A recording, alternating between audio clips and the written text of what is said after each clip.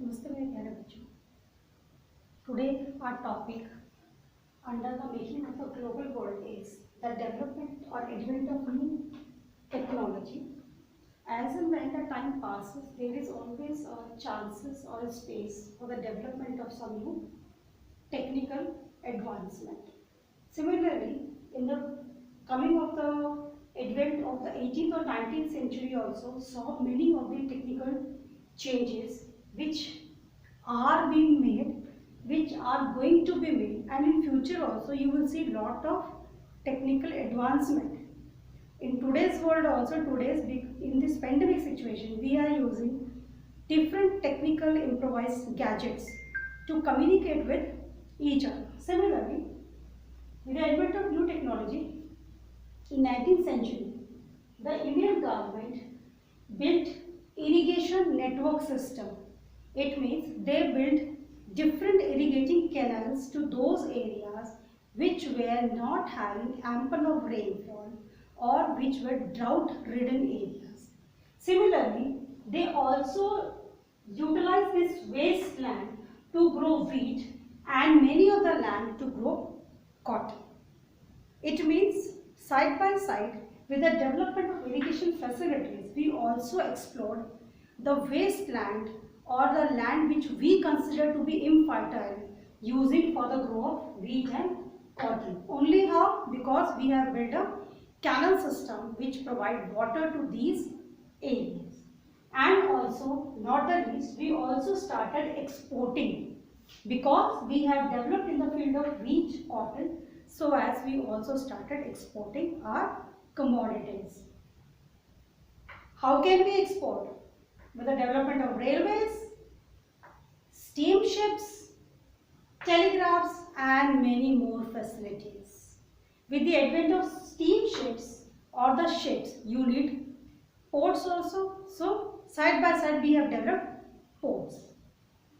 Now trade in meat is a good example of this technical development. How? What used to happen in the 1870s, the animals were shipped from one place to other, not slaughtered or not into pieces. The animals complete were shipped from one area to other. Now when shifting these animals alive was a difficult task and proved to be more expensive. Though the development of ship railways helped in the export and import system, but in few products it proved to be expensive. Example, I am elaborating about meat. What happened? The meat which was, the animals which were shipped to a place, then it was slaughtered there, cut into pieces and then sold out. It proved to be very expensive. Now this expensive meat which was eaten by rich or high society class proved to be their social status and better living conditions. It proved these people who are eating this expensive meat belong to a high status and having a better living conditions. But what about the poor? The poor feel more aloof or more alienated because of this cause. Slowly with the development, they had refrigerated ships. We had steamships. Finally, with the advent of technology, more improvisation in the technology, they started having refrigerated ship. Now refrigerated ship added to the development part. Again with the example of meat, earlier animals were shipped. Now the animals are slaughtered and then exported in a refrigerated ship in a cut form so that even the poor can afford this meat. Now poor felt themselves to be as equal status as compared to the rich. So some or the other way they found themselves to be equal to the rich. Some difference was deleted. Next, by the late of 19th century, trade of Britain and France in overseas flourished. Trade in France and Britain overseas flourished means if you remember, these two, including Portuguese, they also captured many countries and made their colonies. Britain was having India, you are familiar, France was having Goa. So these colonies had a support hand in the development and enhancement their economic structure. So Britain and France had a good economic status by the advent of 19th century after capturing many of the countries as their colonies. Now coming to the cattle plague and rinderpest. You must be remembering the weapon used by Portuguese and Spain to capture the countries by injecting germs of smallpox. The same methodology was used by the countries of British Asia. They injected cattle plague or rinderpest, germs of cattle plague or rinderpest in the cattle of a country. What process they utilize? It's a story. In 1880s in Africa, this incident occurred. What they did, the cattle which were shipped as a product to eat, to be served to the soldiers, this injected cattle from British Asia was served to the Italian soldiers. These Italian soldiers were fighting or conquering Eritrea in East Africa. Now, when this injected cattle was passed on in East Africa, the diseased cattle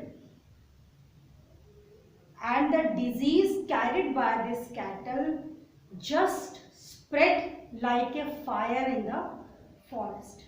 It spread so rapidly and so very fast that it